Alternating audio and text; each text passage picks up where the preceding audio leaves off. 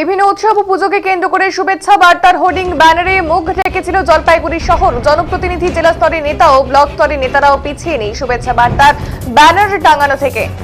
বিভিন্ন বিজ্ঞাপনে ব্যানার তো রয়েছে, আর এর জেরে শহরে দৃশ্য দূষণ হয়ে যাচ্ছে। অবশেষে সব হোর্ডিং ব্যানার খুলে ফেলতে উদ্যোগী হলো পৌরসভা। শুক্রবার শহর জুড়ে রাস্তায় টাঙিয়ে রাখা হোর্ডিং ব্যানার খুলে ফেলা হলো পৌরসভার তরফে। উপস্থিত ছিলেন উপপ্রধান সৈকত চট্টোপাধ্যায় সহ অনেকেই। প্রতি বছর পুজোর আগে শহরের গুরুত্বপূর্ণ এলাকা রাস্তার মোড়ে মোড়ে সরকারি জায়গায় হোর্ডিং ব্যানার দিয়ে ঢেকে দেওয়া হয়। রাস্তার দুপাশে ছোট বড় হোর্ডিং ব্যানার টাঙানোর প্রতিযোগিতা চলে বলাই বাহুল্য।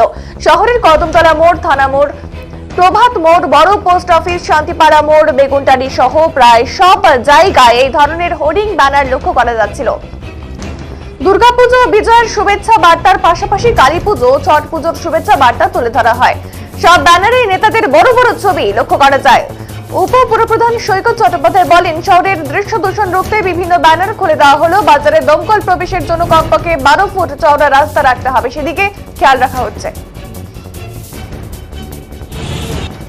আরেকটা কাজও করছি, যে সমস্ত যে ব্যানার সব খুলে দিচ্ছি, যেগুলো দৃশ্য দূষণ হচ্ছে। অনেক আগে প্রোগ্রাম হয়ে গেছে, কি হয়ে গেছে, ওর মতো ব্যানার লাগিয়ে দিচ্ছে, ওর মতো ব্যানার লাগিয়ে দিচ্ছে, তো চলতে পারে। পৌর আইন বলে তো একটা কথা আছে, দেশের আইন ভারত সরকার দেখে, রাজ্যের আইন রাজ্য সরকার দেখে, পৌরসভার আইন পৌর সরকার দেখে, সেগুলো আমরা মেনটেন করছি।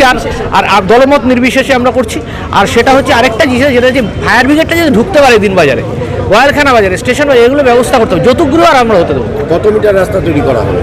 দেখুন, রাস্তা আপনি যদি ডিমান্ড ধরেন, তাহলে একটা ফায়ার ব্রিগেড ঢুকতে গেলে 12 ফিটের রাস্তা দরকার, 12 ফিটের রাস্তা দরকার। এবং তার পাশে আপনাকে প্রপার ড্রেনেজ দিতে হবে। নাহলে আপনার কী হচ্ছে, জলটা যদি জমে যাবে, তাহলে তো এটা তো ডেঙ্গুর এপিসেন্টার হয়ে যাবে। তো এটা একটা একেবারে সার্বিক সিদ্ধান্ত নিয়ে আমরা নেমেছি। পৌর প্রশাসন, পুলিশ প্রশাসন এবং এই লাগাতার অভিযান চলবে।